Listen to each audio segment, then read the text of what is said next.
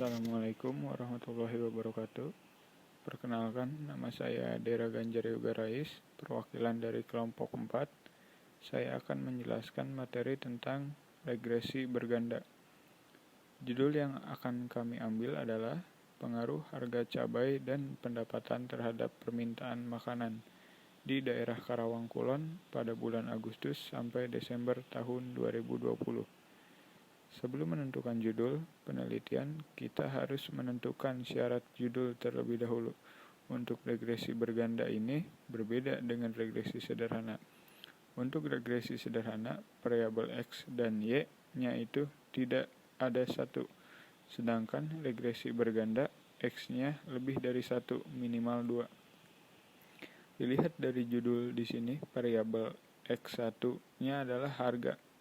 Variabel X2-nya adalah pendapatan.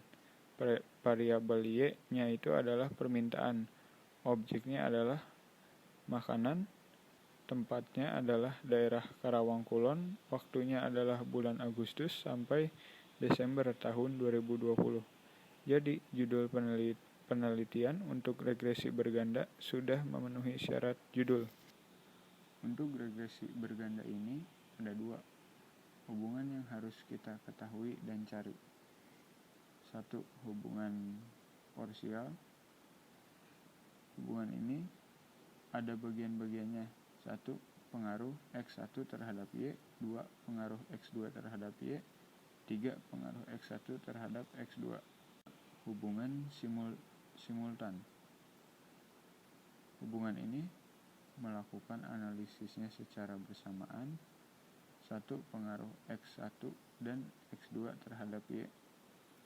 Untuk hubungan parsial kita harus mencari 1 persamaan regresi, yaitu Y sama dengan A plus B1 X1 plus B2 X2.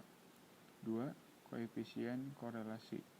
3. Koefisien determinasi. Hubungan simultan juga harus mencari 1 persamaan regresi, yaitu Y sama dengan A ditambah B1 X1 ditambah B2 X2. Yang kedua, koefisien korelasi. Yang ketiga, koefisien determinasi. Langsung saja kita buka aplikasi SPSS. Kita klik variabel view untuk X1, diberi label harga. X2 diberi label pendapatan, dan Y diberi label permintaan.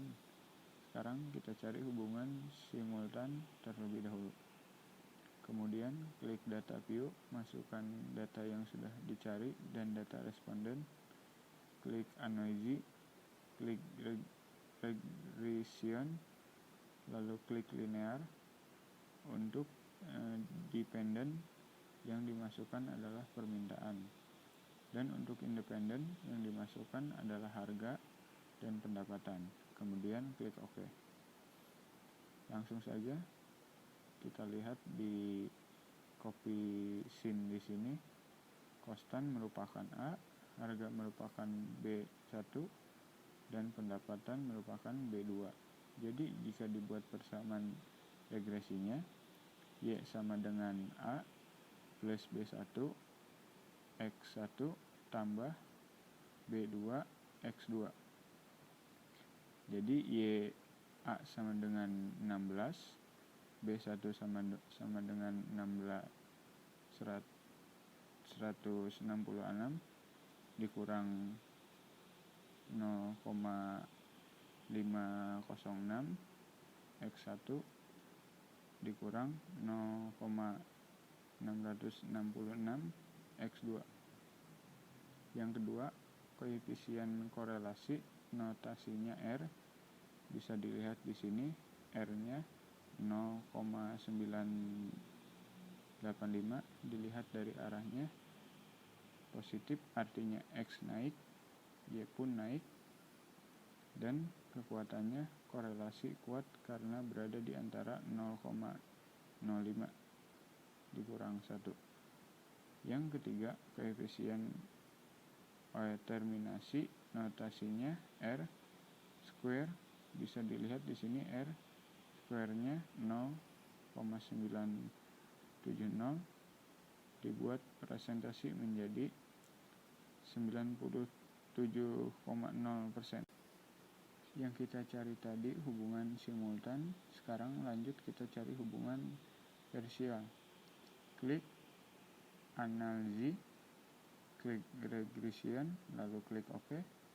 Untuk dependen yang dimasukkan permintaan dan independen yang dimasukkan adalah harga, lalu klik OK.